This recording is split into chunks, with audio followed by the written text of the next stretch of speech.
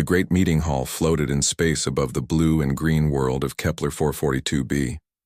Inside the massive station, 12 different alien races sat around a circular table that glowed with soft light. Each race looked very different from the others. Some had crystal skin that sparkled like diamonds. Others looked like floating balls of bright energy. A few had multiple arms and heads that moved like they were dancing. Ambassador Kethvar stood up from his seat. His body was made of living crystal that changed colors as he moved. The light inside him pulsed red with what humans might call laughter, though it sounded like musical notes to other ears.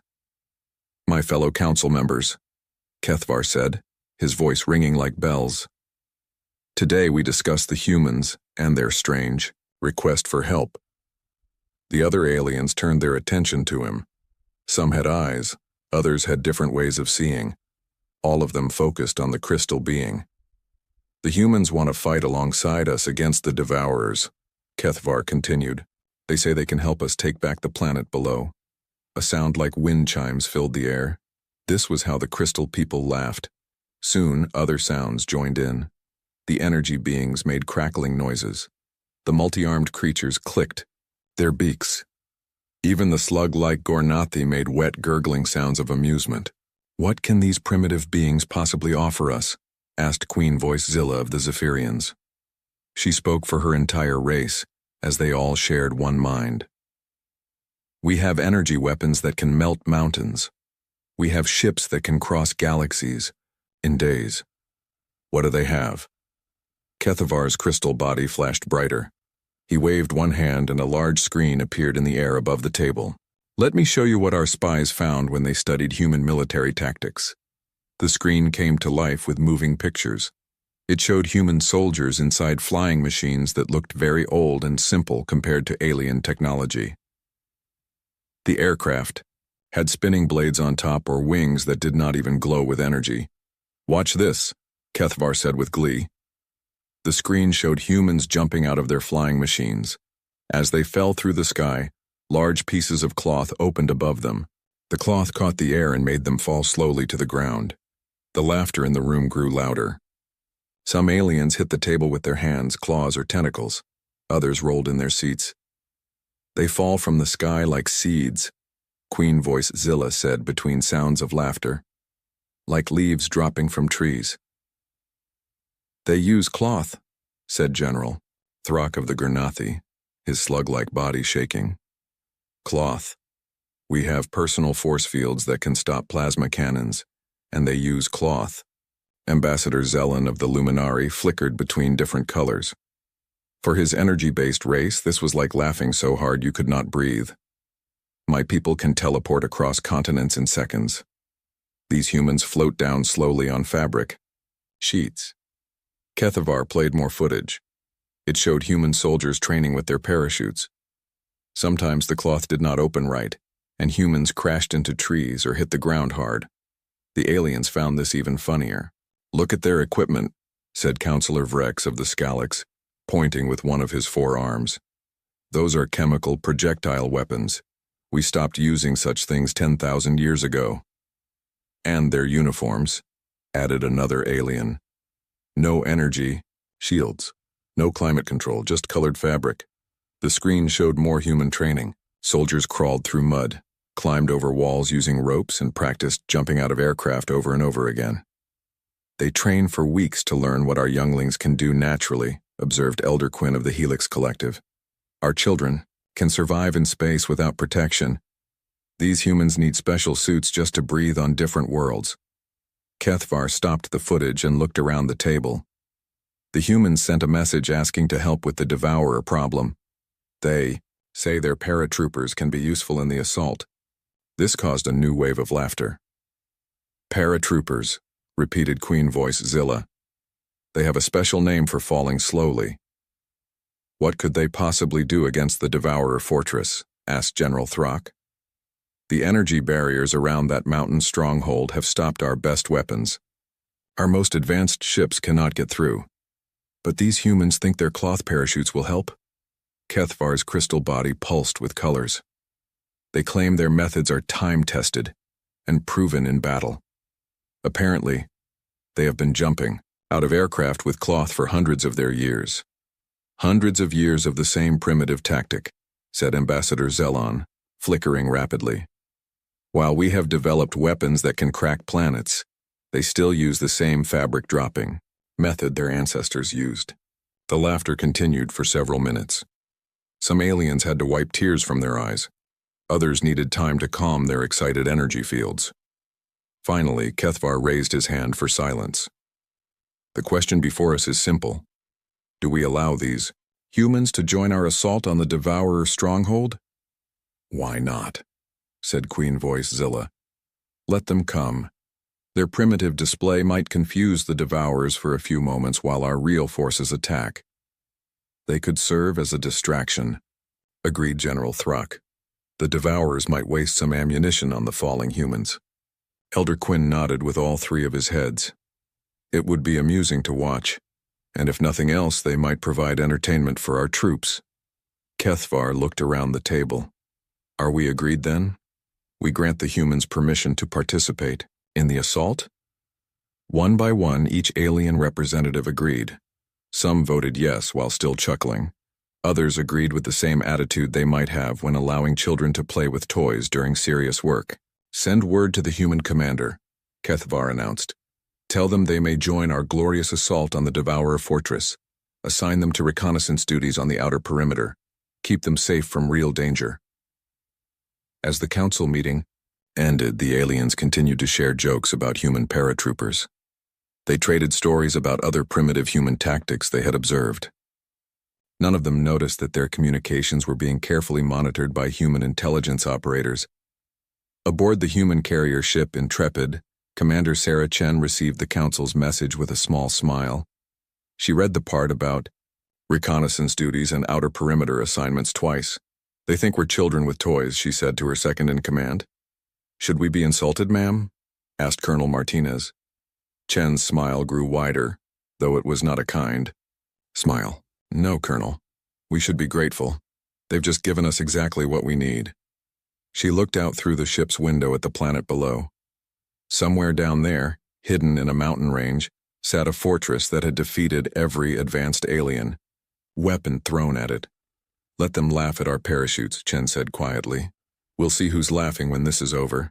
The planet Kepler 442b looked peaceful from space, with its blue oceans and white clouds. But looks could lie. Down on the surface, in the middle of a mountain range, sat the most dangerous fortress in the galaxy. The Devourer Stronghold was not built by normal creatures. It was made by machines that thought only about destroying everything they found.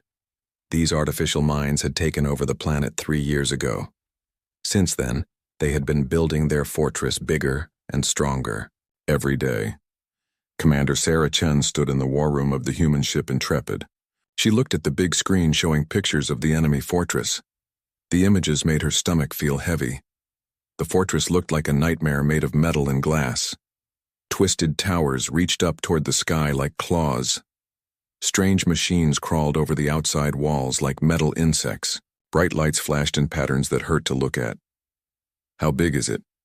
Asked Colonel Martinez, standing beside her. The main structure is 15 miles across, Chen replied. It goes down into the mountain for at least 5 miles. We think it goes even deeper, but our scans cannot see through all that metal. Lieutenant Kim stepped forward with a data pad in her hands. Ma'am, the energy readings are off the charts. The power source inside that thing could run Earth's biggest cities for 100 years. Chen nodded slowly. She had read all the reports. The Devourer Fortress was protected by 3 different types of shields. The first shield stopped all energy, weapons. The second shield made missiles and rockets explode before they could hit anything. The third shield was the worst one. It could grab enemy ships and pull them down to crash on the planet. Show me the battle records, Chen said. The screen changed to show footage from previous attacks. Chen watched as the beautiful crystal ships of the Vorthak fired their most powerful weapons at the fortress. The energy beams were so bright they lit up the sky like tiny suns. But when they hit the shields, they just disappeared like water drops hitting a hot pan. Next came the Zephyrian attack. Their ships could become invisible and attack from any direction at the same time. The footage, showed dozens of sleek vessels appearing around the fortress and firing together. For a moment it looked like their combined attack might work. Then the fortress shields flashed once and half the Zephyrian fleet simply vanished. The Luminary tried next, Lieutenant Kim said, changing the footage again. They can turn their entire ships into pure energy and move at the speed of light. Chen watched as balls of bright energy raced toward the fortress. They moved so fast they looked like shooting stars. But the moment they touched the shields, they bounced away like rubber balls hitting a wall. Even the Gornathi failed, Martinez said quietly. And they have those planet cracker weapons. The final footage showed massive slug-like ships firing, weapons that could split moons in half. The beams hit the fortress shields and created explosions that could be seen from space. When the light faded, the fortress sat unchanged. Not even a scratch marked its surface. 12 different alien races have tried to break through those defenses, Chen said. Some tried for weeks. Others attacked for months. The longest siege lasted a full year. And now they want us to help, said Lieutenant Kim. What do they expect us to do that they could not? Chen smiled, but it was not a happy smile. They do not expect us to do anything. They think we are children playing with toys.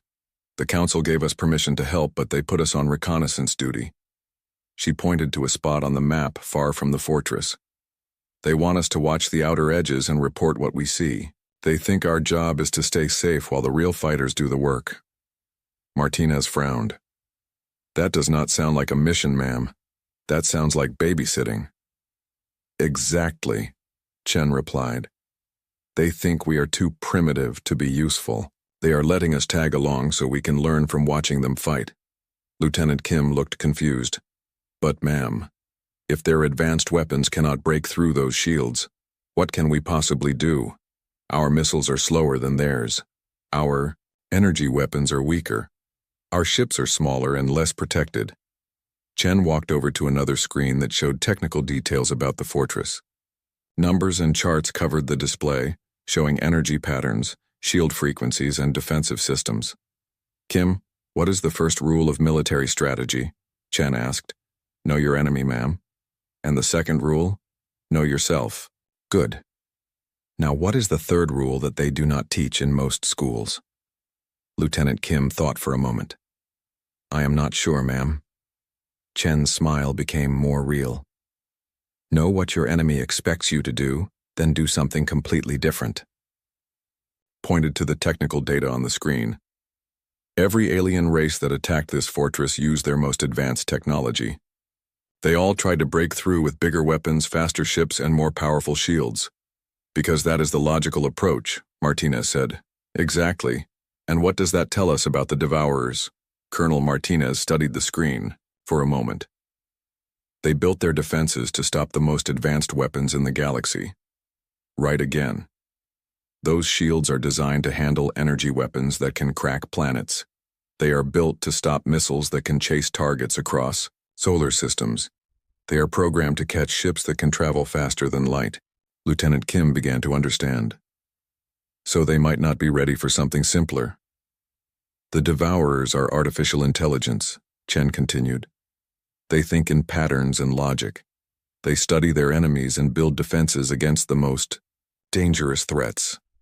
She walked over to a different display that showed human military equipment. The screen showed their simple aircraft, basic parachutes, and chemical weapons that looked ancient compared to alien technology. What if the most dangerous threat is not the most advanced one? Chen asked. What if the best way to beat superior technology is to not use superior technology at all? Martinez looked at the human equipment display, then back at the fortress. You are thinking about using our paratroopers. I am thinking about using everything the aliens think is useless, Chen replied. Our slow aircraft, our primitive parachutes, our simple weapons, our basic tactics. But ma'am, Kim said, those shields stop everything. How could our equipment get through when alien superweapons cannot? Chen pointed to a section of the technical data that showed shield energy patterns. Because those shields are designed to stop specific things, energy weapons, advanced missiles, force fields, gravity weapons, all the tools that advanced civilizations use. She highlighted another section. But look at this. The shields have to let some things through or the fortress would be completely sealed off from the planet. They let through air, weather, small animals, and natural debris. You think we can disguise our attack as something natural? Martinez asked. I think we can be something so simple and basic that their artificial intelligence does not recognize it as a threat, Chen replied. The Devourers have studied every advanced military in the galaxy, but I doubt they have spent much time learning about primitive human tactics. Lieutenant Kim looked excited now. It would be like using a wooden club to fight someone wearing armor designed to stop laser weapons. Something like that, Chen agreed. The question is, can we make it work? She called up another display showing the fortress from above. The Council plans to start their main attack in 72 hours. They will throw everything they have at those shields, hoping to wear them down over time. And us? Martinez asked. Chen's smile turned dangerous. We are going to do exactly what they asked us to do. We are going to reconnoiter the target. From the outside perimeter, Kim said, remembering their orders. Oh no, Chen replied. I think there has been a misunderstanding about what reconnoiter means. We are going to get a much closer look at that fortress. She turned to face her officers. I want you to gather our best paratroopers, 12 soldiers, volunteers only. Tell them they will be jumping into the most heavily defended position in the galaxy, with no backup and no way home if things go wrong. Ma'am, Martinez said carefully. That sounds like a suicide mission. Chen looked back at the screen showing the impossible fortress. Colonel, every mission sounds like suicide until you figure out how to make it work. Our job is to figure out how to make it work. She walked toward the door of the war room. We have 72 hours to plan the most ridiculous military operation in human history. We are going to drop 12 soldiers with parachutes into a fortress that has defeated the entire Galactic Council. And then what? Kim asked. Chen paused. At the doorway. Then we show everyone what humans can do when nobody expects us to succeed. The dawn came slowly over Kepler 442b, painting the sky in shades of orange and red. From space, the planet looked peaceful, but that peace was about to be shattered. In the Council command ship, Admiral Kethvar watched his battle displays with satisfaction. Hundreds of alien warships had gathered around the planet. The crystal ships of the Vorthak gleamed like jewels in the starlight. The energy beings of the Luminari flickered between their vessels like living lightning. The massive Gornathi battle cruisers hung in space like floating mountains. All fleets report ready, announced his tactical officer. Admiral Kethvar looked at the timer counting down to the attack. Begin the assault. The first wave hit the Devourer fortress like the fury of angry gods. Energy beams that could melt asteroids struck the shields around the mountain stronghold. The sky above the fortress turned white with blazing light. The sound was so loud it could be heard on the other side of the planet. For a moment it seemed like the combined might of 12 alien civilizations might actually work. The fortress shields flickered and sparked under the massive assault. Warning. Lights flashed across the Devourer defense systems. Then the fortress began to fight back. 50 kilometers above the battle, the human ship Ghost Protocol hung at the very edge of space. Inside the cargo bay, 12 soldiers stood ready for the most dangerous jump in military history. Sergeant Major Rodriguez checked his equipment one final time. The experimental suit felt heavy on his body, but he knew it was the only thing that would keep him alive during the fall through the atmosphere. Sound off, he called to his team. Hayes, ready, called Corporal Hayes. Martinez, ready, replied Corporal Martinez. One by one, each soldier reported they were prepared to jump. Rodriguez looked at each face.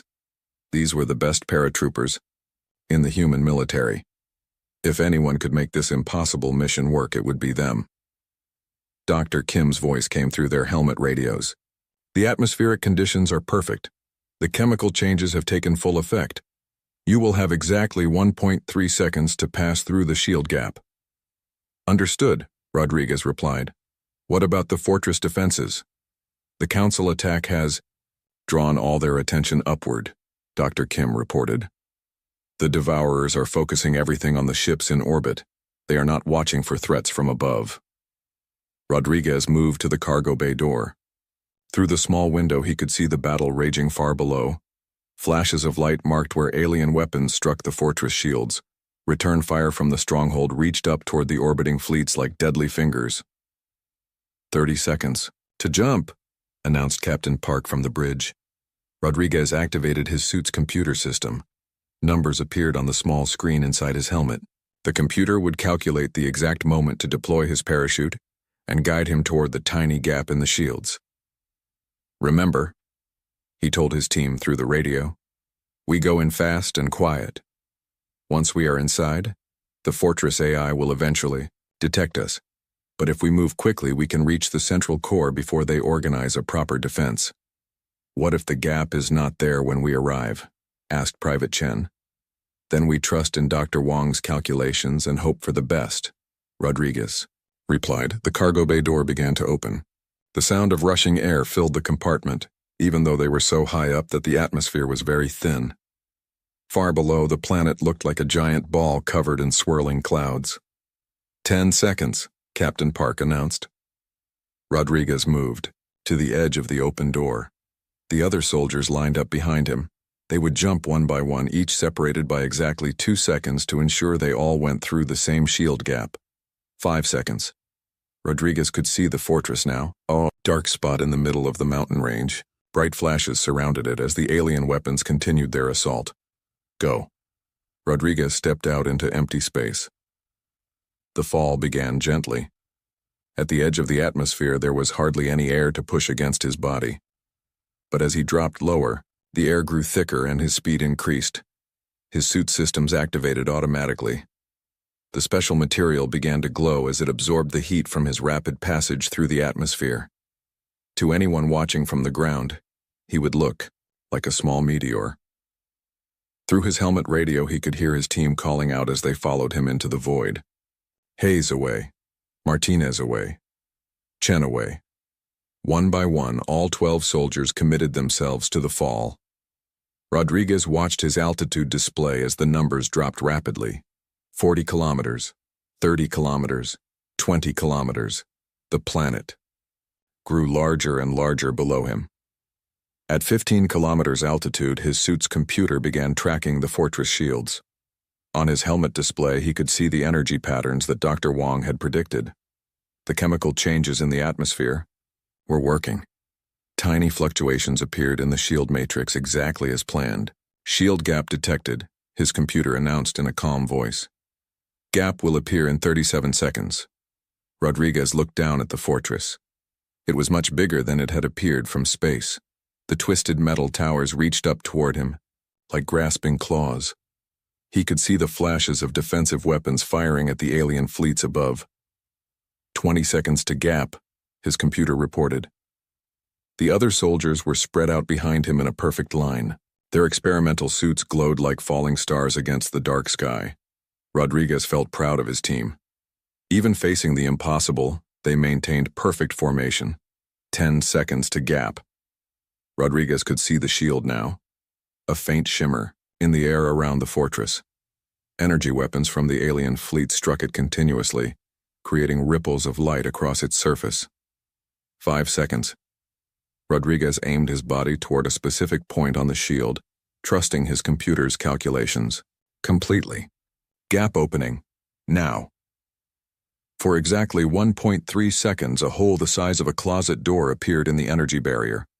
Rodriguez passed through it at over 200 miles per hour. The sensation was like flying through a waterfall made of electricity.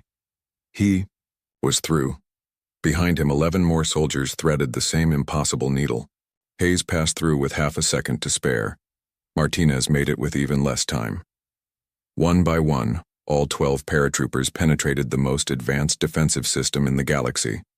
Once inside the shield, Rodriguez deployed his parachute. The familiar jerk of the harness told him the chute had opened properly. Around him, 11 other parachutes blossomed in the sky like white flowers. Below them lay the central courtyard of the Devourer Fortress. It was the one place the artificial intelligence had never thought to defend, because nothing should have been able to reach it. Rodriguez looked around at his team as they drifted down toward the metal ground. Well, people, he said through the radio. We are officially inside the most dangerous place in the galaxy. What now, Sergeant Major? Asked Corporal Hayes. Rodriguez checked his equipment one more time. Explosives, weapons, communication gear, and a small device that would be the key to their entire mission. Now we do what humans do best, he replied. We improvise. The 12 paratroopers landed in the fortress courtyard with barely a sound. Their experimental suits had worked perfectly, keeping them invisible to the Devourer sensors during their approach. But that invisibility would not last long. Soon, the artificial intelligence would realize that something was wrong. When that happened, the real battle would begin. Rodriguez gathered his team in the shadow of a twisted metal tower. Around them, the fortress hummed with electronic activity. Somewhere in this maze of metal and machinery was the central computer core that controlled the entire Devourer operation. Phase 1 complete, he whispered into his radio. We are inside the beast. High above, the battle between the alien fleets, and the fortress continued to rage. Neither side knew that 12 human soldiers had just accomplished the impossible. The Galactic Council still thought humans were primitive creatures playing with toys. The Devourer AI still believed its fortress was impregnable. They were both about to learn how wrong they could be. Inside the Devourer fortress, the air tasted like metal and electricity. Sergeant Major Rodriguez led his team through corridors that seemed to pulse with artificial life. The walls were covered in strange patterns that hurt to look at directly. Stay quiet, Rodriguez whispered into his radio. The AI does not know we are here yet, but that will change soon. The 12 soldiers moved like ghosts through the twisted passageways. Their mission was not to fight every machine they found. That would be suicide. Instead, they had to reach the central computer core before the fortress realized it had been invaded. Corporal Hayes pointed to a junction ahead where 3 corridors met. Which way, Sergeant Major? Rodriguez checked the map on his helmet display. Dr. Kim had studied the fortress structure for weeks using data from alien reconnaissance missions. The central core should be directly below them, deep in the heart of the mountain. Down, he said. Always down. They found a maintenance shaft that led to the lower levels. One by one, the soldiers dropped into the darkness below. The shaft was barely wide enough for a human, which meant the Devourer machines had never expected anyone to use it. As they descended, Rodriguez could hear the battle raging above them. The alien fleets were still attacking the fortress shields with everything they had. The Devourers were focused entirely on that external threat. Perfect, Rodriguez thought. Keep looking up while we come from below. They reached the bottom of the shaft and found themselves in a vast chamber filled with machinery. Huge pipes carried coolant through the room. Computer banks lined the walls, their lights blinking in complex patterns. The sound of electronic activity was constant and loud. This looks important, said Private Chen, studying the machines around them. Rodriguez nodded. But not important enough. We need to go deeper. They crossed the chamber carefully, avoiding the mechanical systems that moved back and forth like metal animals. At the far end, they found another passage leading downward. The deeper they went, the stranger the fortress became. The walls began to show more organic curves, as if the machines had been growing instead of building. Strange symbols appeared on every surface, pulsing with soft light. Sergeant Major, whispered Corporal Martinez. I think we are getting close to something big. Rodriguez felt it too. The air itself seemed to vibrate with power. Somewhere ahead was the source of all the fortress's strength. They rounded a corner and stopped. Before them stretched a corridor unlike anything they had seen. The walls were smooth and curved, made of some material that seemed to shift and flow like liquid metal. At the end of the corridor, a bright light beckoned. That has to be it, Rodriguez said. The central core. But as they started down the corridor, alarms began to sound throughout the fortress. Red lights flashed, and a mechanical voice spoke in a language none of them understood. So much for stealth, said Corporal Hayes. Rodriguez heard the sound of metal feet running through the passages behind them. The Devourer AI had finally realized that intruders were inside its stronghold. Move fast, he ordered. We need to reach the core before they can organize a defense. The 12 soldiers ran down the corridor as mechanical sounds grew louder. Behind them, robot voices echoed through the passages, coordinating a response to the invasion. They burst through an opening at the end of the corridor and found themselves in the most incredible room any of them had ever seen. The central core chamber was huge, with walls that curved up and up until they disappeared in darkness above. In the center of the room stood a pillar of pure light that stretched from floor to ceiling. The main computer, Rodriguez breathed. But they were not alone in the chamber.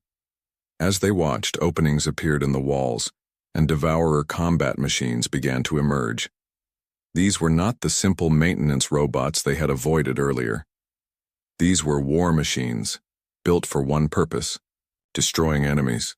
The robots were shaped like metal spiders, but as big as cars. Their legs moved with perfect coordination, and weapon systems covered their bodies. Red lights glowed where eyes might be on a living creature. 12 soldiers against an army of killer robots, said Private Chen. I have had better odds. Maybe, Rodriguez replied, pulling out his equipment pack. But they are making one big mistake. What is that, Sergeant Major? Rodriguez smiled as he removed a small device from his pack. It looked almost toy-like compared to the advanced technology surrounding them. They think we came here to fight them. The Devourer machines advanced across the chamber floor, their metal feet clicking against the smooth surface. Weapons began to charge with ominous humming sounds. Rodriguez activated the small device and held it high above his head. It began to broadcast a signal on all frequencies, cutting through the fortress's communication systems. Attention, Galactic Council, Rodriguez announced, his voice being transmitted to every ship in the fleet above. This is Sergeant Major Rodriguez of the Human 82nd Orbital Division. We are currently standing in the central computer core of the Devourer Fortress. The advancing machine stopped suddenly, as if confused by his words. Rodriguez continued his broadcast. We want to make something very clear to everyone listening. This device in my hand is not a weapon. It is a transmitter. But it could have been anything we wanted it to be. He looked directly at the nearest combat machine. We got 12 human soldiers inside your impregnable fortress using parachutes and basic chemistry. We walked through your defenses like they were not even there. The chamber fell silent except for the humming of the central core. If we had wanted to bring a nuclear bomb, we could have done that just as easily, Rodriguez said. If we had wanted to bring a virus to destroy your computer systems, we could have done that too. He paused to let that information sink in. But we did not come here to destroy you. We came here to deliver a message. The Devourer AI spoke for the first time, its voice coming from speakers throughout the chamber. What message? Rodriguez smiled. The message is simple. Humans do not fight the way you expect. We do not use the most advanced weapons or the biggest ships. We use whatever works. He gestured to his team, who stood ready with their simple weapons facing machines that could have been built to conquer galaxies. You built defenses against every advanced civilization in the Council, but you never considered that sometimes. The most dangerous enemy is the one you think is harmless. Above them, the battle had stopped. The alien fleets held their positions, waiting to see what would happen next. You studied energy weapons, so we used chemical explosives, Rodriguez continued. You prepared for advanced ships, so we fell from the sky with cloth parachutes. You expected sophisticated tactics, so we used the simplest plan possible. The AI was quiet for a long moment. When it spoke again, its voice had changed. It sounded almost uncertain. You have proven your point, humans. What do you want? Rodriguez lowered the transmitter but kept it active so everyone could hear his words. We want you to stop this war. The Council is not your enemy, and neither are we. But if you continue to fight, we will have to come back. And next time, added Corporal Hayes, we might not be so friendly.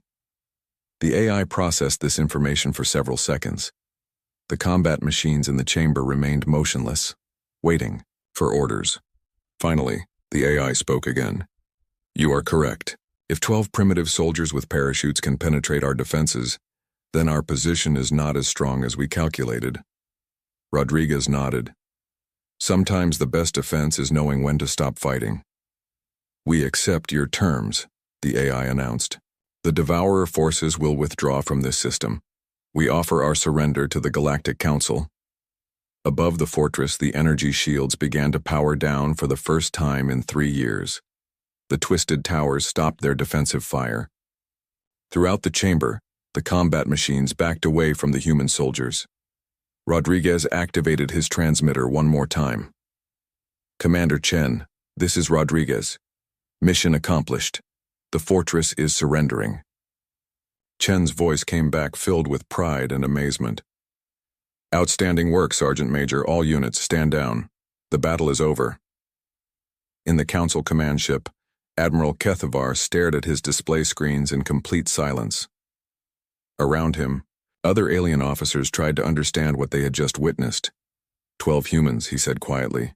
12 humans with parachutes just accomplished what our entire fleet could not. On the surface of Kepler 442b, Rodriguez and his team walked out of the Devourer fortress carrying the AI's surrender codes. The twisted metal towers were already beginning to retract into the mountain. As they emerged into sunlight, Rodriguez looked up at the alien ships hovering overhead. He could imagine the conversations happening in those command centers right now. "Sergeant Major," said Private Chen, "do you think they will ever laugh at human paratroopers again?" Rodriguez adjusted his parachute pack and smiled. "Chen, I think we just changed how the entire galaxy thinks about humans." Above them, the alien fleets began to withdraw. The war was over, and humanity had won it not with superior technology, but with superior thinking. The age of humans in galactic affairs had begun with 12 soldiers, some parachutes, and the simple understanding that sometimes the best way to win is to do what nobody expects. In the council chambers, the laughter had stopped. In its place was something far more valuable: respect. 48 hours before the council attack, the human ship Ghost Protocol moved through space like a shadow. It was the most advanced stealth vessel in the human fleet, but compared to alien technology, it looked like an old fishing boat next to a luxury cruise ship. Captain Lisa Park sat in the pilot seat watching her instruments carefully. The Ghost Protocol was heading toward the edge of the Kepler 442b system, far from where the main battle would happen. To anyone watching, it looked like the humans were running away. "Are you sure this will work?" asked Dr. James Wong, the ship's science officer. He looked nervous as he checked his equipment for the 10th time. "Nothing about this plan is sure," Captain Park replied. "But Commander Chen is right about one thing. If we try to fight the Devourers the same way the aliens did, we will lose." The Ghost Protocol reached its position at the very edge of the planet's atmosphere. From here, the Devourer fortress looked like a tiny metal dot on the surface below. But Dr. Wong's instruments could still read the energy patterns coming from the enemy shields. "Beginning atmospheric analysis," Dr. Wong announced. He pressed several buttons and the ship released dozens of small probes. To any observer, they looked like simple weather balloons. "What exactly are we looking for?" asked Lieutenant Torres, the ship's engineer. Dr. Wong pulled up a chart on his screen. The Devourer shields work by creating an energy field that covers the entire fortress. Think of it like a soap bubble, but made of power instead of soap. "And bubbles can be popped," Torres said. "Not popped exactly," Dr. Wong replied. "But every energy field has to interact with the environment around it. The shields have to let some things through or the fortress would be completely cut off from the planet." Captain Park listened while keeping her eyes on the navigation display. "What kind of things?" "Air, for one," Dr. Wong explained. "The machines inside need to cool down, so they have to exchange hot air for cool air. They also need to let through natural weather patterns, or the energy buildup would create permanent storms around the fortress." On his screen, numbers and graphs began to appear as the probe sent back data. Dr. Wong studied the information carefully. "Look at this," he said, pointing to a pattern of lines on his display. "The shield energy fluctuates based on atmospheric pressure and chemical composition." Lieutenant Torres moved closer to see the screen. "What does that mean in simple terms?" "It means the shields get stronger or weaker depending on what is in the air around them," Dr. Wong replied. "Different gases make the energy field behave differently." Captain Park began to understand. "So if we change what is in the air, We might be able to change how the shields work, Dr. Wong finished. The Devourers designed their defenses to handle every known weapon. But I do not think they planned for someone to change the air itself. Over the next 6 hours, the Ghost Protocol quietly released a series of atmospheric processors into the planet's upper atmosphere. The devices looked like ordinary weather monitoring equipment. They drifted down toward the planet on small parachutes, taking readings and transmitting data. But they were doing more than just monitoring. Each processor contained chemicals that would slowly mix with the air around the fortress. The changes were so small that even the most sensitive instruments would see them as natural variations in weather patterns. How long until the atmospheric changes take effect? Captain Park asked. Dr. Wong checked his calculations. The chemicals need to spread through the air currents around the fortress. I estimate 18 hours for the changes to reach the right levels. While Dr. Wong worked on changing the planet's air, another part of the human plan was taking shape aboard the ship Intrepid. In the cargo bay, 12 soldiers prepared for a mission that would have seemed impossible to any sane person. Sergeant Major Jackson Rodriguez had been jumping out of aircraft for 20 years. He had dropped into jungles, deserts, frozen wastelands, and burning cities, but he had never attempted anything like this. "Let me make sure I understand the plan," he said to the other soldiers gathered around him. "We are going to jump out of a spacecraft at the edge of space, fall through an energy shield that stops planetary weapons, and land inside the most defended fortress in the galaxy." "That is the plan, Sergeant Major," replied Corporal Jennifer Hayes. She was one of the youngest soldiers in the unit, but she had volunteered without hesitation. "And we are doing this wearing experimental suits that have never been tested in actual combat," added Private Michael Chen, no relation to the commander. "Also correct," Rodriguez said. He looked at the strange equipment laid out on tables around the cargo bay. The experimental suits looked nothing like normal paratrooper gear. They were made of a special material that could withstand the heat of falling through atmosphere at extremely high speeds. Built-in systems would provide air and regulate temperature during the long fall from space. "The suits will make us invisible to most sensors," explained Dr. Sarah Kim, the scientist who had designed them. "They absorb heat instead of reflecting it, so thermal sensors cannot see us. They also scatter radar waves in random directions." "What about the shields themselves?"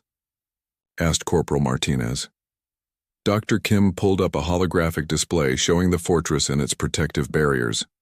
"This is where Dr. Wong's atmospheric changes come in. The chemical alterations will cause tiny fluctuations in the shield energy matrix." She pointed to specific spots on the display. "For exactly 1.3 seconds every 12 minutes, gaps will appear in the barrier. The gaps are too small for ships or missiles, but just large enough for a human-sized object, moving at the right speed and angle." Rodriguez studied the hologram carefully. "How small are we talking about?" "About the size of a closet door," Dr. Kim replied. "And you will be moving at terminal velocity when you go through it." The soldiers looked at each other. Terminal velocity meant falling as fast as gravity would pull them, with no parachute to slow them down. "This gets better and better," muttered Private Chen. "How do we slow down once we are through the shield?" asked Corporal Hayes. Dr. Kim smiled. "That is the beautiful part. Once you are inside the shield, you can deploy your parachutes normally. The same barrier that keeps weapons out will keep the fortress sensors from detecting you until it is too late." Rodriguez walked over to one of the experimental suits and picked it up. The material felt strange in his hands, almost like it was alive. "Let me get this straight," he said. "We jump from the edge of space, fall for 10 minutes at maximum speed, thread the needle through a gap the size of a door that only stays open for 1 second, then land inside the most dangerous place in the galaxy with just 12 people and whatever equipment we can carry. You forgot the part where we have to do it without the Fortress AI realizing we are there until we are already inside," added Dr. Kim. Rodriguez looked around at his soldiers. Each one met his eyes and nodded. They all knew the mission was insane. They all knew the chances of success were tiny. But they also knew that if anyone could make it work, it would be human paratroopers. "When do we go?" asked Corporal Martinez. "The atmospheric changes will be ready in 16 hours, Dr. Kim replied. "The Council attack begins in 18 hours. You will jump during the confusion of the main battle. Rodriguez set down the experimental suit and looked at his team. 16 hours to practice the most complicated jump in military history. Any questions? Private Chen raised his hand. Sergeant Major, what happens if we miss the gap in the shields? Rodriguez's expression did not change. Then we become very small craters on the fortress roof. And if we make it through but land in the wrong place? Then we spend our last few minutes fighting the most advanced war machines ever built. Corporal Hayes spoke up. And if everything goes according to plan? Rodriguez smiled for the first time since hearing about the mission. Then we show the galaxy that sometimes the old ways are the best ways. He picked up his experimental suit again. Gear up, people. We have work to do. As the soldiers began preparing their equipment, none of them noticed that their conversation was being monitored by alien intelligence services. But the listeners assumed the humans were just talking about another hopeless reconnaissance mission. After all, what could 12 primitive soldiers with parachutes possibly accomplish against the Devourer Fortress? The endless field of broken ships stretched out before Commander Jack Thompson. He stood at the viewport of his small scout vessel, his eyes taking in the massive junkyard of space debris that orbited the forgotten mining colony of Outpost 37. Twisted metal hulls, shattered solar arrays, and the hollow shells of what had once been proud ships now drifted silently in the void. Earth had abandoned this place 5 years ago, when the mines ran dry. They left behind everything too expensive to move: equipment, buildings, and damaged ships. Now, with enemies closing in on humanity's last safe places, these forgotten scraps might be their only hope. "What do you think, Commander?" asked Lieutenant Tom Miller, coming to stand beside Jack. "Doesn't look like much, does it?" Jack didn't answer right away. His mind was already sorting through the junkyard, seeing not what was, but what could be. "Run the numbers for me again," Jack finally said. Tom sighed and checked his tablet. "Not good, sir. The Stellar Coalition has us outgunned 10 to 1. Their ships are faster, stronger, and have better weapons. They've destroyed our main shipyards. The Earth Defense Fleet is down to 37 combat-ready vessels." He paused. "We're losing, sir. Everyone knows it." Jack turned away from the viewport, his face set with grim determination. Then we changed the game. The small command room on their scout ship became their planning center over the next 3 days. Jack called in the best minds they had left: engineers, weapons specialists, and tactical officers who hadn't given up hope.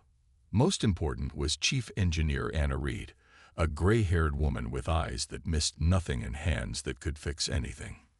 "This is insane," she said when Jack first explained his plan. "You want to build a warship from this junk. It would be a miracle if it even flew, let alone fought." "Then we'll make a miracle," Jack replied, "because we're out of conventional options." Anna studied the scans of the debris field again. Some of these mining lasers could be modified for military use, and there's enough hull material to build something substantial. But the power requirements alone. What about those 3 damaged reactor cores from the old defense platforms? Jack pointed to a cluster of debris on the far side of the field. 3 different types, 3 different generations of technology, Anna mused. Incompatible systems. "Unless we make them compatible," Jack insisted. "Make them work together in ways their designers never imagined." Slowly, Anna's expression changed as possibilities formed in her mind. It would be ugly, a patchwork monster. Jack smiled for the first time in weeks. But it would be our monster. The next morning, Jack addressed the 200 crew members assembled in the scout ship's cargo bay. "Most of you know our situation," he began. "The Coalition thinks they've beaten us. They have more ships, better technology, and they've pushed us back to our final defensive line around Earth." He paused, looking at the faces before him, some hopeful, some doubtful, all tired from months of retreating and losing. "The Coalition calls humans the rats behind our backs," Jack continued. "They think it's an insult. But rats are survivors. Rats adapt. Rats thrive in the worst conditions. And right now, Being rats is our greatest strength. He activated the holographic projector, showing a rough design that Anna had created overnight. It was strange-looking, asymmetrical, with obvious pieces from different vessels cobbled together. This is the Phoenix. We're going to build her right here, from this scrapyard. She won't be pretty, but she'll be deadly. She'll use the Coalition's strengths against them. Their rigid thinking, their standardized battle tactics, their predictability. The Phoenix will be like nothing they've ever faced, because no one would be crazy enough to build a ship this way. No one except humans with their backs against the wall. A low murmur spread through the crowd. Jack could see the doubt in many eyes. This plan was asking them to bet humanity's future on a ship made from trash. "Sir," a young technician spoke up, "even if we could build this, where would we get the crew? We don't have enough trained personnel to spare." "We're the crew," Jack answered simply. "Every person in this room. From this moment, we're no longer just a scouting mission. We're shipbuilders. We're innovators. We're the first crew of the Phoenix." The real work began the next day. Small teams in spacesuits ventured out to assess and claim the most promising pieces of debris. Anna established a makeshift command center, coordinating the massive salvage operation. The scout ship's small fabrication unit ran day and night, creating custom parts to connect incompatible systems. Progress was slow at first. Accidents happened. A severed airline here, a radiation leak there. 2 crew members were injured when a section of hull plating broke free during recovery. But with each setback came new solutions, improvised fixes that no engineering manual had ever documented. By the end of the first month, the basic frame of the Phoenix had taken shape. It hung in space like a skeletal promise, built around the intact bridge section of an old mining command vessel. Workers swarmed over it like ants, welding, cutting, and reshaping scrap into something new. Jack often found himself watching the construction from various viewports. During one such moment, Tom joined him. "The Coalition would laugh if they saw what we're building," Tom said. "Let them laugh," Jack replied. "The best weapon is the one your enemy doesn't understand until it's too late." As the second month began, word of their project spread through the remaining human forces. At first, Fleet Command was skeptical, even angry that Jack had diverted resources to such an unproven concept. But desperation has a way of making the impossible seem worth trying. "They're sending us more personnel," Jack told Anna as they reviewed the day's progress. 50 engineers and technicians will arrive next week, and they're officially designating us as Project Phoenix. Anna looked up from her tablet, her face showing the exhaustion they all felt. "So we're not crazy anymore." Jack laughed. "Oh, we're still crazy. They'd just decided crazy might be our last hope." As the work continued, something unexpected happened. The crew began to believe. What had started as a desperate gamble was becoming a symbol of human ingenuity and resilience. Each day, the Phoenix grew more defined, more real, and with it grew their determination to prove that humanity would not go quietly into extinction. 6 months, Anna promised Jack one evening as they stood looking at the half-completed warship. "Give me 6 months, and I'll give you a ship that will make the Coalition regret ever calling us rats." Jack nodded, his eyes fixed on the Phoenix. From nothing but scrap and dreams, they were building humanity's last, best hope. And somehow, against all odds, he believed it would be enough. 6 months passed in a blur of endless work. The junkyard around Outpost 37 had transformed. Where once there was only floating debris, now there was purpose. Hundreds of people worked in teams, their spacesuits moving like busy insects across the growing shape of the Phoenix.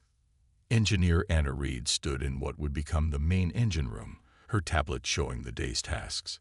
Her once neat gray hair now always looked messy, and dark circles had formed under her eyes from too little sleep. But there was fire in those eyes, a determination that inspired everyone around her. "The 3rd reactor is online," reported Sam, a young engineer who had become Anna's right hand. "Power output is stable at 65%. Anna nodded, making notes on her tablet. Good. That's better than we hoped for. How are the connection points holding? The welds are solid. No leaks. No power fluctuations. What they had accomplished was already beyond what most engineers would believe possible. They had taken 3 different reactor cores, each designed for a different purpose, each using different technology, and made them work together as one power system. The first reactor's output fed into the second, which enhanced the energy before passing it to the third. The result was power levels that exceeded original specifications by more than double. "Commander Thompson is asking for an update," Sam said, checking his communicator. "He's bringing some visitors to see our progress." Anna sighed. More visitors meant more time explaining and less time working. But Jack had been good at getting them resources, so she couldn't complain too much. 30 minutes later, Jack arrived with 3 officers from Fleet Command. Anna recognized Admiral Wilson, a stern-faced woman who had initially opposed Project Phoenix. "And this is our engine room," Jack said proudly as they floated through the entry hatch. "Chief Engineer Reed has created something truly remarkable here." Anna nodded to the visitors. "We've managed to create a tri-core reactor system. Each core works in sequence, multiplying the output. We're seeing power levels 215% above standard specifications." Admiral Wilson's eyebrows rose slightly. "Impressive. But is it stable?" "More stable than it should be," Anna admitted. "We discovered that the radiation signature from the second core actually helps regulate the third. It's not something the original designers could have known. These systems were never meant to work together." "Show them the weapon systems next," Jack suggested. "That's where things get really interesting." The weapons bay of the Phoenix was a long chamber that had once been the cargo hold of a mining freighter. Now it housed what Anna considered her finest work. "These started as standard mining lasers," she explained to the visitors, "designed to cut through asteroid rock. We've modified them to channel through focusing crystals salvaged from old communications arrays." She activated a display showing test results. "The beam coherence is remarkable. In our simulations, it cuts through standard coalition shields like they aren't even there." "How is that possible?" one of the officers asked. "Their shield technology is generations ahead of ours because we're not using military-grade weapons," Anna explained. "Their shields are designed to stop military energy signatures. Our hybrid mining lasers produce a completely different wavelength. They simply don't recognize the threat until it's too late." Admiral Wilson slowly walked around the weapons bay, studying everything with careful eyes. "And the hull?" she finally asked. Jack smiled. "That's the best part. Show them, Anna." Anna led the group to a viewport where they could see workers attaching exterior hull plates. "We're using a patchwork of different alloys. The pattern looks random, but it's carefully calculated. When enemy targeting systems scan us, the different materials create false readings and echoes. Their targeting computers can't get a solid lock." As the tour continued, Anna could see the Admiral's expression changing from skepticism to cautious hope. The Phoenix was ugly. There was no denying that. Its hull was a jagged collection of mismatched parts. Its shape was asymmetrical, with bulges and protrusions where different systems had been integrated. But in that ugliness was a kind of brutal beauty. The beauty of survival, of making do with what you have. Later, when the visitors had left, Jack found Anna in her makeshift office. "The Admiral has approved full support for the Phoenix," he told her. "We're getting everything we asked for. Additional personnel, priority on salvage rights, even some manufactured components from Earth's remaining factories." Anna looked up from her work, allowing herself a small smile. "So they finally believe in us." "They're starting to," Jack replied, sitting down across from her. "But what matters more is that the crew believes. Have you noticed how they talk about the ship now? Not as a desperate last chance, but as something special." Anna had noticed. The Phoenix had become more than a project. It had become a symbol. In the mess hall, off-duty crew members swapped stories about the ship's unusual features. Some had started painting a Phoenix emblem on their spacesuits. There was even a growing collection of lucky charms being attached to the bridge stations. "We're 2 weeks from our first system test," Anna said. "The primary engines, life support, and defensive systems should all be operational by then. Weapons will take another week after that." Jack nodded, his face showing both excitement and concern. "And then we see if this impossible ship can actually fly." The day of the first power-up sequence arrived with a mixture of tension and hope. The crew, now numbering over 300, were at their stations throughout the Phoenix. Jack sat in the command chair on the bridge, which had been assembled from parts of 3 different vessels. Around him, officers monitored stations cobbled together from salvaged equipment. "All departments report ready, Commander," said Lieutenant Tom Miller from his position at Tactical. Jack took a deep breath. "Begin power-up sequence." Throughout the ship, the 3 reactors came online in careful sequence. Power flowed through hastily assembled conduits, lighting up systems that had been dark for years before being salvaged and rebuilt. Anna's voice came over the comm from engineering. "Reactor synchronization is holding steady. Power levels at 40% and rising." On the bridge, screens and control panels flickered to life. The hum of the ship's systems grew stronger, a vibration that could be felt through the deck plates. 50%, 60%, Anna reported. "All systems nominal." Jack leaned forward in his chair. "Take us to full power." There was a tense moment as the power levels rose. This was the moment of truth. Would the Phoenix hold together, or would their desperate gamble fail? 75%, 85%, 90%. The lights on the bridge brightened. The hum of the engines deepened into a powerful thrum that resonated through the entire ship. 100% power, Anna announced, her voice breaking with emotion. "All systems functioning within parameters. She's holding, Commander. The Phoenix is alive." A cheer erupted throughout the ship, echoing through corridors and chambers that had been empty space just months before. On the bridge, Jack allowed himself a rare smile. "Begin engine tests," he ordered once the celebration had quieted. "Let's see if our impossible ship can move." Outside, the maneuvering thrusters fired in careful sequence. Slowly, for the first time, the Phoenix began to move under its own power. From dead scraps and abandoned dreams, they had built something new, something that might just change the course of the war. 2 weeks after the successful power-up test, the Phoenix was ready. The weapons systems were online, the engines were fully operational, and the crew had run countless drills. They were as prepared as they could be. Now they needed to prove their unusual ship could actually fight. Commander Jack Thompson stood on the bridge, looking at the main view screen. The stars shone bright against the blackness of space. Outpost 37 was now far behind them as they patrolled the outer edge of the abandoned mining sector. "Status report," Jack ordered, his voice calm despite the tension everyone felt. Lieutenant Tom Miller checked his displays. "All systems functioning at optimal levels. Shields at full strength. Weapons hot but inactive." Communications Officer Lisa Brown turned from her station. "No signals detected in the area, Commander. As far as we can tell, we're alone out here." Jack nodded, but didn't fully believe it. Coalition scout ships had been spotted in nearby sectors. It was only a matter of time before one ventured into their territory. "Maintain yellow alert status," he said, "and continue running silent." Running silent was something the Phoenix did remarkably well. With their power systems dampened and their unique hull configuration confusing sensor suites, they were nearly invisible to standard detection methods.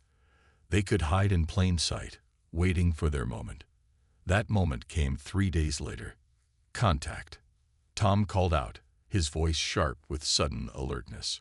Coalition vessel dropping out of faster-than-light travel at coordinates 227 by 184. Jack straightened in his command chair. On screen, the view screen shifted to show a sleek, silver ship appearing in a flash of blue light. Its hull was smooth and elegant, with none of the rough patchwork that characterized the Phoenix.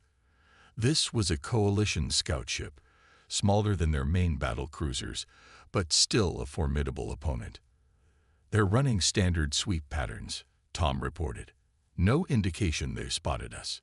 Jack's mind raced through their options. This was the test they had been waiting for, but he had to be careful. If the Phoenix failed, or if the coalition ship managed to send a warning, they would lose the element of surprise that might be humanity's only advantage. "Battle stations," he ordered quietly. "Prepare all weapons systems. Plot an intercept course that keeps us in their sensor shadow until the last possible moment." Throughout the ship, the crew moved with practiced efficiency. In engineering, Anna monitored the power systems, ready to channel extra energy to weapons or shields as needed. In the weapons bay, gunners prepared the modified mining lasers for their first real combat test. "Distance to target, 12,000 kilometers in closing," Tom announced. "We'll be within optimal firing range in 3 minutes." Jack watched the enemy ship on the screen. The coalition crew had no idea what was about to hit them. They believed this sector was abandoned, with nothing but debris and empty mining stations. They were about to learn how wrong they were. 2 minutes to optimal range. The bridge was silent except for the soft beeping of instruments. Jack could feel his heart beating in his chest, but his hands were steady. This moment would determine if their gamble had paid off, if a ship built from scrap could stand against the advanced technology of the coalition. 1 minute. Jack leaned forward. "Prepare to bring all systems to full power on my mark. Target their communications array first, then engines. I want that ship disabled, not destroyed." 30 seconds. Jack took a deep breath. Mark. The Phoenix surged to life. Power flooded through its systems as it accelerated toward the unsuspecting coalition vessel. The element of surprise was complete. By the time the enemy sensors detected them, they were already closing fast. "They're powering up shields," Tom reported. "They're trying to send a signal." "Fire," Jack ordered. The modified mining lasers fired, their beams a strange purple-white color as they cut through space. They struck the coalition ship's communications array first, just as planned. The effect was immediate and dramatic. Instead of being deflected by the enemy shields, the unconventional energy signature passed through them like they weren't even there. The communications array exploded in a shower of metal and energy. On the view screen, Jack could see the coalition ship turning, trying to bring its weapons to bear on this unexpected threat. "They're returning fire," Tom warned. Energy beams lanced out from the coalition vessel, striking the Phoenix's makeshift hull. The ship shuddered, but held together. "Shields holding at 82%, Tom reported. "Their targeting systems are having trouble getting a lock on us." Just as Anna had predicted, the patchwork hull was confusing the enemy sensors. Their shots were increasingly off-target as their computers struggled to compensate. "Target their engines," Jack ordered. "Fire when ready." The Phoenix's lasers fired again, cutting into the coalition ship's engine section. There was another explosion, and the enemy vessel began to drift, its main propulsion system crippled. "They're disabled, Commander," Tom reported, unable to keep the excitement from his voice. "They managed to get off a partial distress signal, but our jamming systems corrupted most of it." Jack allowed himself a small smile. "Bring us alongside. Prepare boarding teams. I want their data cores, navigation charts, everything." 20 minutes later, the boarding teams returned with a wealth of valuable intelligence. The coalition crew had been secured in their own brig, too shocked by the sudden attack to offer much resistance. "You need to see this, sir," Lisa said, handing Jack a data tablet. "We pulled their patrol routes and communication protocols. But more importantly, we now know their battle plans." Jack studied the information, his expression growing serious.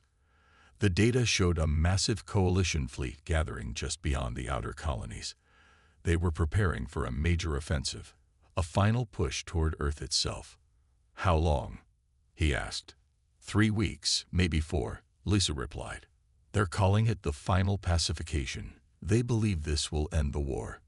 Jack looked up at the crew on his bridge, their faces showing a mixture of fear and determination. The Phoenix had proven itself in its first combat test, but one small victory wouldn't be enough to save humanity. "Send a priority communication to Fleet Command," he ordered. "Tell them what we've learned. And tell them." He paused, looking at the disabled coalition ship on the view screen. "Tell them the Phoenix is coming to join the fight." As the message was sent, Jack stood at the viewport, looking out at the stars. The Phoenix had drawn first blood. Their impossible ship, built from nothing but scrap and determination, had defeated a technologically superior enemy vessel. It wasn't just a victory. It was proof that humanity still had a chance. "What are your orders, sir?" Tom asked. Jack turned back to the bridge, his face set with resolve. "Set course for the Sol system. Maximum speed. It's time to show the Coalition what rats can really do when cornered."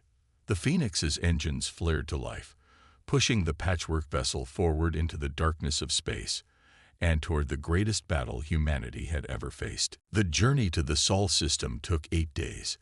8 days of final preparations, weapon calibrations, and battle drills. 8 days for the crew to prepare themselves for what might be humanity's last stand.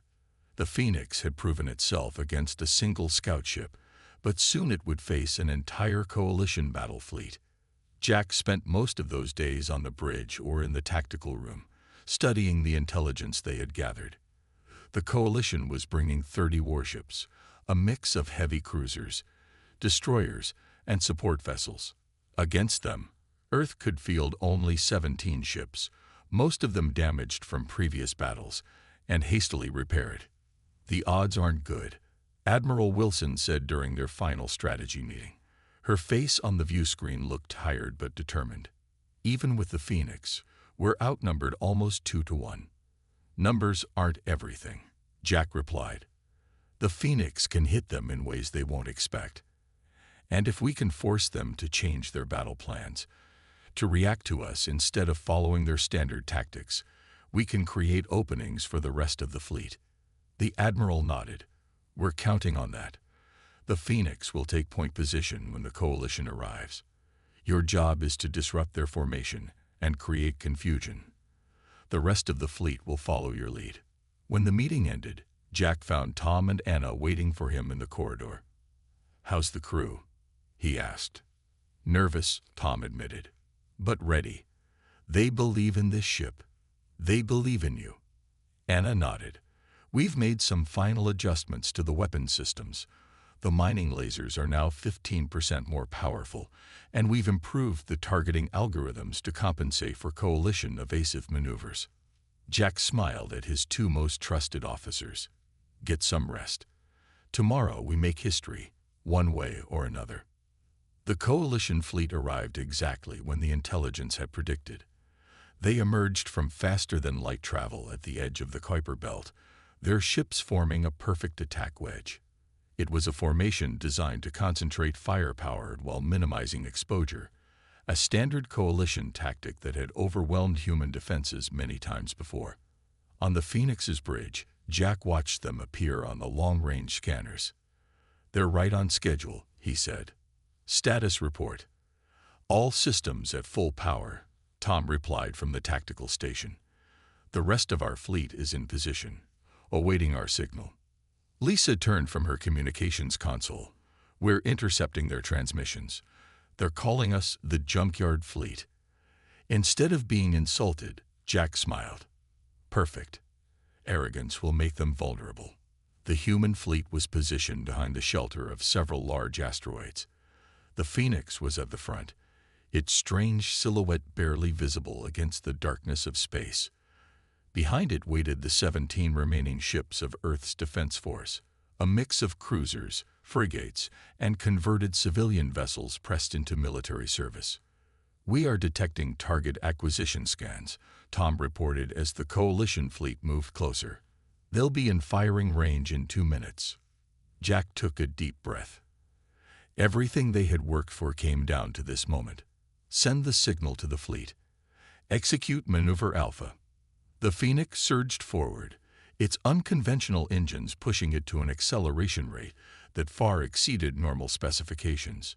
It shot toward the coalition formation like a bullet, moving so fast that the enemy targeting computers couldn't adjust quickly enough. "They're trying to lock weapons," Tom called out as warning signals flashed across his console. "Initiate hull plate shift," Jack ordered calmly. Outside, the Phoenix's outer hull plates moved slightly, changing their alignment in a pattern that Anna had calculated to maximum precision. When the coalition ships fired their energy weapons, the beams struck the angled plates and deflected away in unpredictable directions. Some even reflected back toward the coalition ships themselves. "Their targeting algorithms are failing," Lisa reported, monitoring the confused communications from the enemy fleet.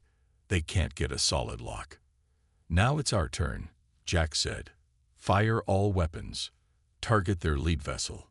The Phoenix's modified mining lasers fired, cutting through space with their strange purple-white energy.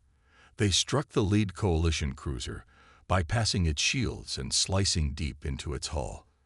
At the same time, the industrial electromagnets that Anna had repurposed as weapons activated, creating a powerful magnetic field that disrupted the coalition formation, pulling smaller ships off course. "Direct hit," Tom shouted. "Their lead cruiser is reporting major damage to weapons and propulsion systems." Behind the Phoenix, the rest of the human fleet emerged from hiding, following the path that the Phoenix had carved through the enemy formation. They focused their fire on the ships that the Phoenix had disrupted, exploiting the gaps in the Coalition's once perfect battle line. "Coalition ships are breaking formation," Lisa announced, her voice rising with excitement. "Their captains are requesting new orders. Their central command is trying to reorganize." This was the advantage Jack had counted on. The Coalition military operated on strict hierarchies and precise battle plans. When faced with something they hadn't trained for, something as unpredictable as the Phoenix, their rigid command structure became a weakness. "Press the attack," Jack ordered. "Don't give them time to adapt." The battle raged for hours. The Phoenix darted through the Coalition fleet like a predator, striking hard and fast before moving to a new position. Its unconventional weapons and strange defensive capabilities confused and frustrated the enemy commanders. Each time they adjusted their tactics to counter one aspect of the Phoenix, the human ship would switch to a different approach. Slowly, the tide began to turn. 3 coalition ships had been destroyed outright. Several more were heavily damaged and trying to withdraw. The human fleet had suffered losses too. 5 ships destroyed, 3 more badly damaged. But they were still fighting, inspired by the Phoenix's unexpected success. "Coalition command ship is signaling a withdrawal," Lisa reported, her voice hoarse from hours of continuous updates. They're retreating, Commander." A cheer erupted on the bridge. For the first time in the war, a coalition battle group had been forced to withdraw. The Phoenix, scared and with several systems running on emergency power, had changed the course of the battle. "Damage report," Jack called out once the celebration had quieted. "Hull breaches on decks 4 through 7, Tom replied. "Reactor 2 is offline. Weapons are at 60% capacity, but we're still combat capable." Jack nodded, feeling a mixture of pride, exhaustion, and determination. Maintain battle stations. They might come back. But the Coalition didn't return. Their remaining ships gathered their damaged vessels and disappeared into faster-than-light travel, leaving the human fleet victorious in the emptiness of space. Admiral Wilson's face appeared on the main view screen. She looked shocked, as if she couldn't quite believe what had happened. "In 30 years of service," she said, "I've never seen anything like what your ship just did, Commander. The Phoenix has given us something we haven't had in a long time. Hope." Jack looked around at his exhausted but proud crew. "What happens now, Admiral?" "Now." Wilson's face broke into a rare smile. "Now we take this victory and build on it. Your ship has shown us a new way to fight." Fleet Command's message just came through. Build more. As the human fleet regrouped and began the journey back to Earth, word of the Phoenix's victory spread quickly. The ship built from nothing but scrap and determination had stood against the best the Coalition could offer, and had won. It wasn't just a ship anymore. It was a legend, a symbol of humanity's refusal to surrender. And this was just the beginning. 1 year had passed since the Battle of the Kuiper Belt. 1 year since the Phoenix had changed the course of the war. In that time, humanity had transformed its approach to fighting the Stellar Coalition. Jack stood on the observation deck of the Phoenix, looking out at what had once been Outpost 37. The abandoned mining colony was now a bustling shipyard. Where there had once been only floating debris, there were now dozens of vessels under construction. Each one followed the Phoenix philosophy: adaptive, unpredictable, and built from whatever materials were at hand. "It's quite a sight, isn't it?" Anna said, joining him at the viewport. Her gray hair was now completely white, but her eyes were as sharp as ever. "I never thought I'd see this place so alive again," Jack admitted. What had started with one desperate gamble had become humanity's new strategy. Mining colonies, space stations, and even refugee outposts had been converted into improvised shipyards. Each produced vessels that embraced the lessons learned from the Phoenix, ships that defied conventional design, used repurposed technology in unexpected ways, and confused enemy targeting systems. "The newest ships are even better than we were," Anna said with pride. "The Griffin can reconfigure its weapon systems in the middle of battle. The Chimera can split into 3 separate attack craft and then rejoin. The Hydra can absorb damage in one section and use the energy to power its weapons." Tom approached them, carrying a data tablet. "Fleet report just came in. The Coalition lost another battle group at Proxima Centauri. That's their 5th major defeat in the past 3 months." Jack nodded. The tide of the war had shifted dramatically. The Coalition, which had once pushed humanity to the brink of extinction, was now on the defensive. Their rigid military hierarchy struggled to adapt to the chaotic human approach to space combat. Every time they adjusted their tactics to counter one human innovation, 3 more would appear. "And the Phoenix?" Jack asked. "Are the upgrades complete?" "Final testing is underway now," Anna replied. "She's barely recognizable from her original form." That was true. The Phoenix had been continuously modified throughout the past year. After each battle, Anna and her team would integrate captured Coalition technology, repair damage with improved materials, and add new systems. The ship was now a hybrid of human ingenuity and alien technology, still ugly by conventional standards, but undeniably effective. "Commander," Lisa's voice came over the comm system. "Priority message from Fleet Command. The Coalition is requesting communication on a diplomatic channel." Jack, Anna, and Tom exchanged surprised looks. This was unexpected. The Coalition had never shown interest in communication before, only conquest. "Patch it through to the tactical room," Jack ordered.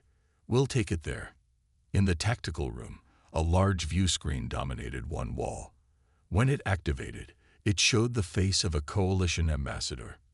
The alien's gray skin and mandibles were familiar to all humans now, after years of war. "Commander Thompson," the ambassador said, its translator converting the clicks and whistles of its native language into English. "I am Ambassador Krell of the Stellar Coalition High Command." Jack kept his face neutral. "This is unexpected, Ambassador. The Coalition hasn't been interested in talking before." The ambassador's mandibles twitched in what humans had learned was an expression of respect or submission. "Circumstances have changed.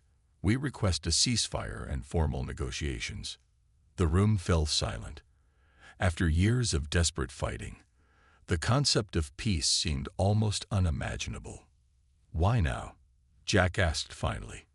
"We underestimated your species' capacity for adaptation," the ambassador stated formally. "What you built from nothing now rules our battlefield calculations. Our military analysts can no longer predict human tactics or technology. Our commanders cannot adapt quickly enough to your innovations." Jack glanced at Anna and Tom, seeing his own surprise mirrored in their faces. The Coalition, with its superior technology and resources, was admitting that humanity's junkyard fleet had beaten them. Our High Command has reassessed the cost of continuing this conflict, the ambassador continued. We seek terms that will allow both our civilizations to survive. After the communication ended, Jack remained in the tactical room with his senior officers, discussing what had just happened. Can we trust them? Tom asked, voicing what everyone was thinking. Not completely, Jack admitted, but their losses have been significant. The war isn't going the way they planned. Admiral Wilson joined the discussion via secure channel from Earth. This could be our chance to secure lasting peace, but we negotiate from strength, not desperation. The Phoenix fleet will remain on high alert during any talks. Over the next month, representatives from Earth and the Coalition met on a neutral space station. Jack attended as part of the human delegation, bringing with him detailed scans of Coalition technology that the Phoenix had captured during its many battles. The negotiations were tense but productive. The Coalition, once determined to conquer humanity, now sought boundaries and rules of engagement. They offered technological exchange and trade routes in return for peace. Most importantly, they recognized human space as sovereign territory, something they had never done for any other species they encountered. When the preliminary peace treaty was signed, Jack returned to the Phoenix with mixed emotions. The ship had been his home for over a year, the center of humanity's resistance and eventual triumph. What happens now? Tom asked as they walked through the corridors of the ship. The Phoenix will lead a patrol fleet along the new borders, Jack replied. The Coalition may have agreed to peace, but trust needs to be earned. In the engine room, Anna was supervising final adjustments to the latest upgrades. I never thought I'd say this, she said when Jack told her about his new assignment. But I'm going to miss this ugly ship. Jack smiled. You're not getting rid of us that easily. You're coming too, as chief engineer for the entire patrol fleet. Later, alone on the observation deck, Jack looked out at the stars. The Phoenix had changed everything. A ship built from desperation and scrap metal had altered the course of history, transforming humanity from prey to equals. A junior officer approached hesitantly. Sir, Fleet Command has asked for your input on the new ship designs. They want to know if we should start making them more conventional now that the war is ending. Jack thought about this for a moment, then shook his head. No, we keep them adaptable, unpredictable. That's not just how we fought. It's who we are. Humans adapt, we improvise, we overcome. That's the lesson of the Phoenix. As if in response, the ship hummed around him, its mismatched systems working in perfect harmony. The warship built from nothing had indeed come to rule the battlefield, and in doing so, had secured a future for humanity among the stars. From scrap and dreams, they had forged not just victory, but a new beginning.